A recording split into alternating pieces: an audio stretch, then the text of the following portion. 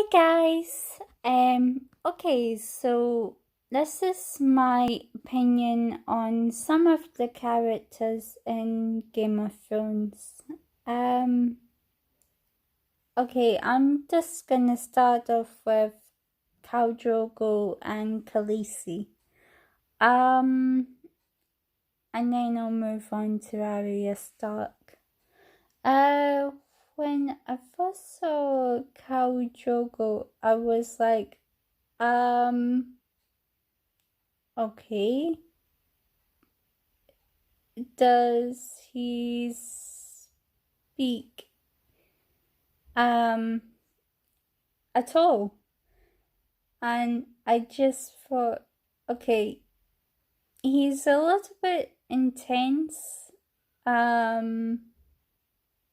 And I just thought, okay, there's so much going on in this scene that I really couldn't focus. So I tried to really just focus on the scene between Dany and Khal Drogo, but oh my goodness, there was so many things on. I was like, so that's the language. Interesting. But very hard to understand, so that was one of the reasons I didn't get into Game of Thrones too quickly, because I struggled to understand the language and half of what was going on, because I wasn't used to watching a lot of long series. And I thought, okay, this might be hard to get into for me. And I didn't read the book, so I don't know. So I will try and read the books, but they are massive. And I thought, wow, this guy's quite a good writer. I only say quite good because I actually haven't read his books.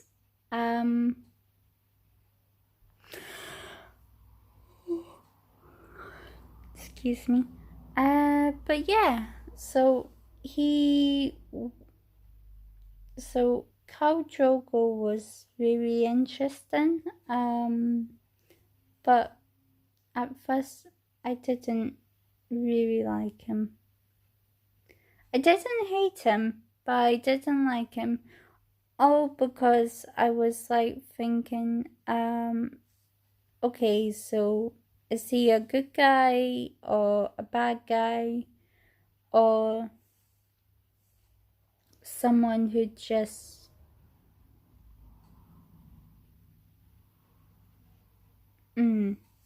someone who just wants power and money. And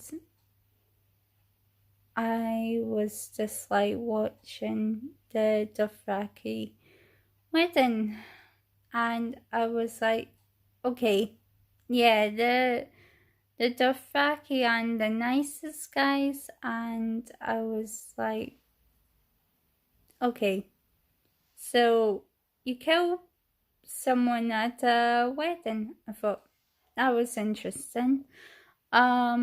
But then when the scene came up between him and Dany, I was like, I actually did that, and I was so uncomfortable watching it. I just thought, yeah, Viserys, how could you sell your sister to this guy?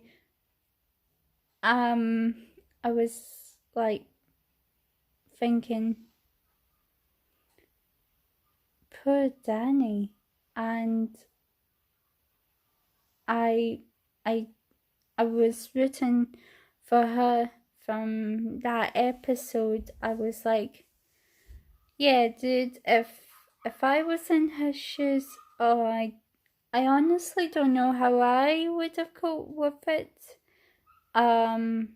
But oh my goodness, that scene um when he told her no to Cryan, and he just repeated the word no, and I thought,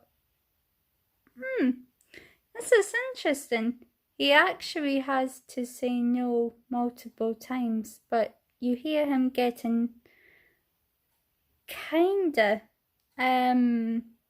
as kind as he could have been in that episode, I suppose. But I was like, okay, yeah, very uncomfortable right now.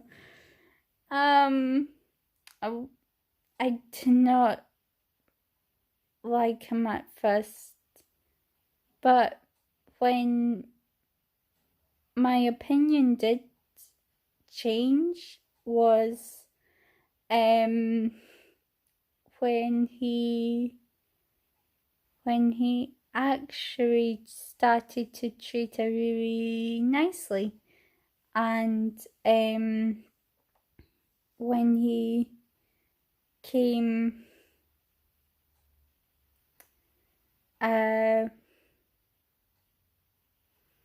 to listen to her, I thought, yeah, you're not so much of a bad guy. I started to like him. But it wasn't until the episode where the Golden Crown came into it, the Golden Crown episode, I was like, okay, you are actually really nice, and my opinion slowly changed. I was like, okay, Khal Drogo, before kind of hated him. Now I kind of did like him, but it wasn't until the scene where he put his hand on Dany's tummy, I was like,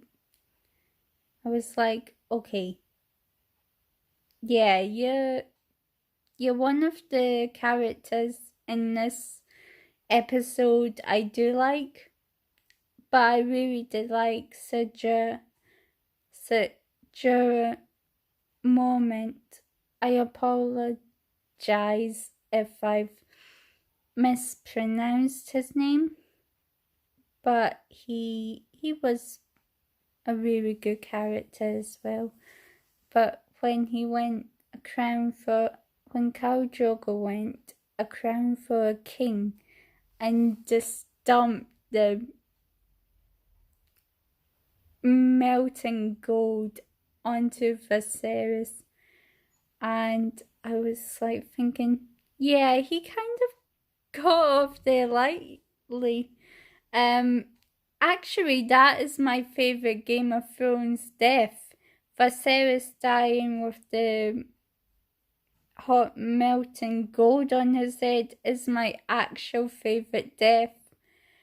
But Khal Drogo was good from that point on, so I was gutted to hear that he had been killed off.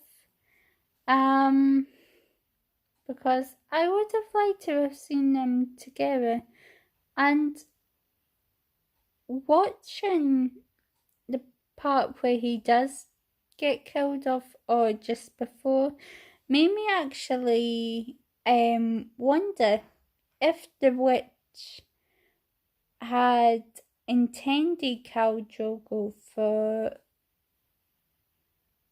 him to die. And it just made me wonder if the witch had actually been in contact with Melisandre,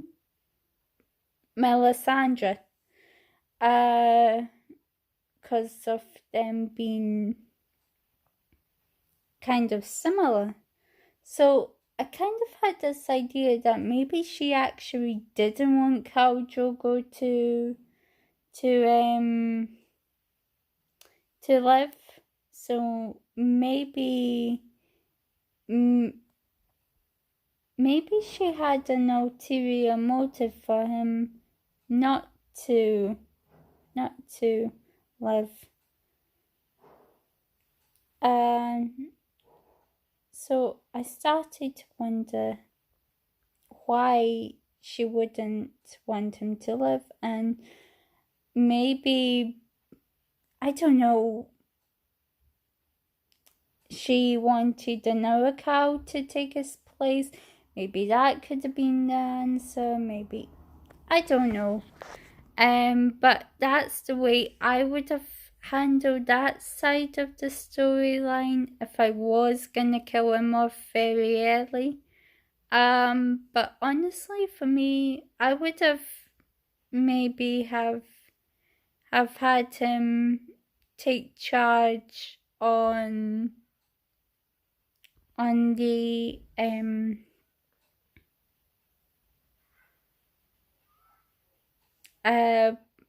Boltons. I would have added in the Boltons in season 4 going into season 5 and then maybe killing them off.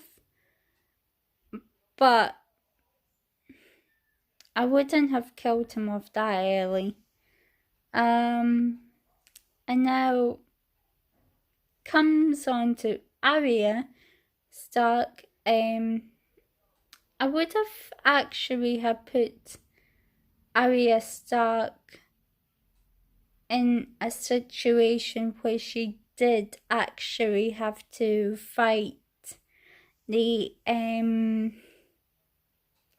Dothraki tribe. And would Khal Drogo have killed a little girl? Probably not, because he seemed, after the first time, to actually be a good human, or as good as a warlord could be, I suppose. So I would have actually have written Arya fights Khal Drogo and wins. And if any of them had attempted to cut his hair, yeah, I think there would have been more Dothraki deaths. And have him say something like, "You dare attempt to cut my hair, son of..." I think it's... I'm trying to remember the chant, but I can't. But you know that speech he gives, and he would have really have killed 4 or 5 guys the same way, and Arya Stark would have said, "Ah, wow, so that's how you rip someone's throat out." And he would have granted a safe passage to where she was heading. And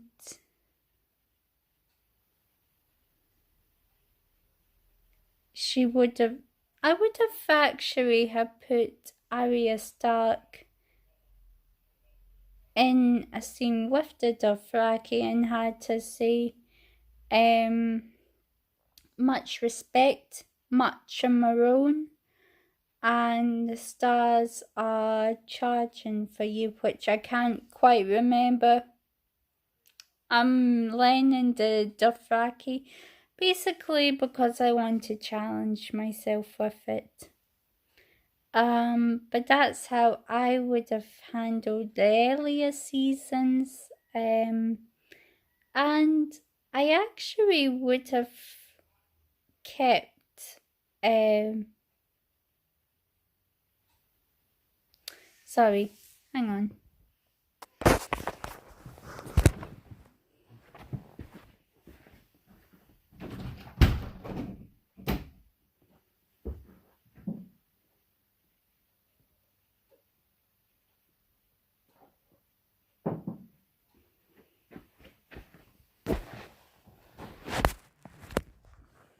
Sorry about that, guys.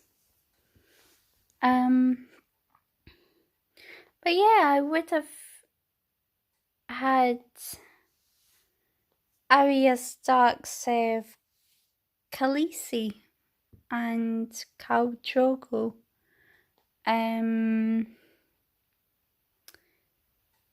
Up until they killed him off. But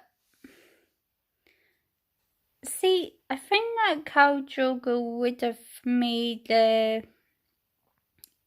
later seasons a bit longer, because I mean you could have easily extended his storyline, but I kind of get why they did kill him off, because I actually have seen Conan the Barbarian, the 2011 one, and I kind of get why he was killed off, so I thought, yeah, Conan is another interesting character. Come to think of it, I would actually like to see a sequel to that film.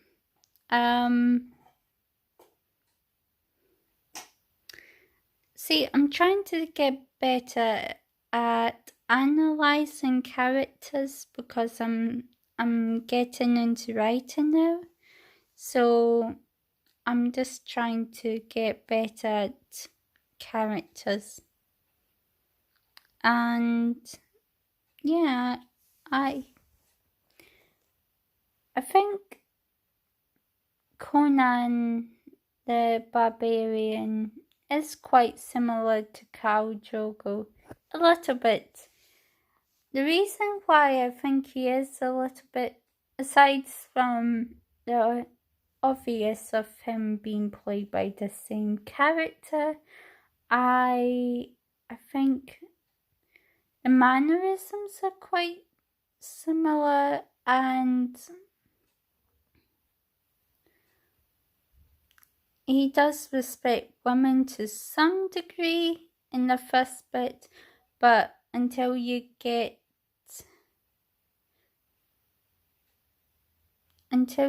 to know him, you just think, oh, he's another male warrior guy, but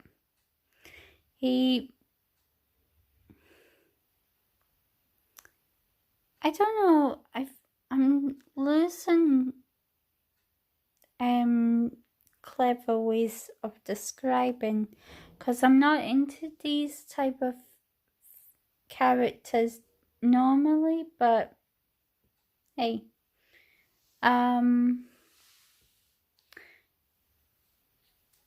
but that's my thoughts on what I would have changed in Game of Thrones. I definitely would have made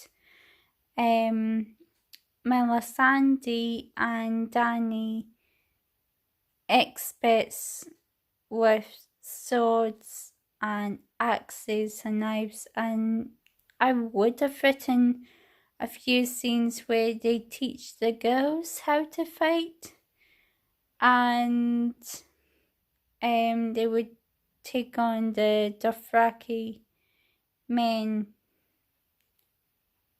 and they would win. Wow, I've just realized that would be a lot of hair to be shown how to cut, or even just if they took a knife or a sword and just like cut a lock of the hair or even part of the hair, it'd be like, okay, yeah,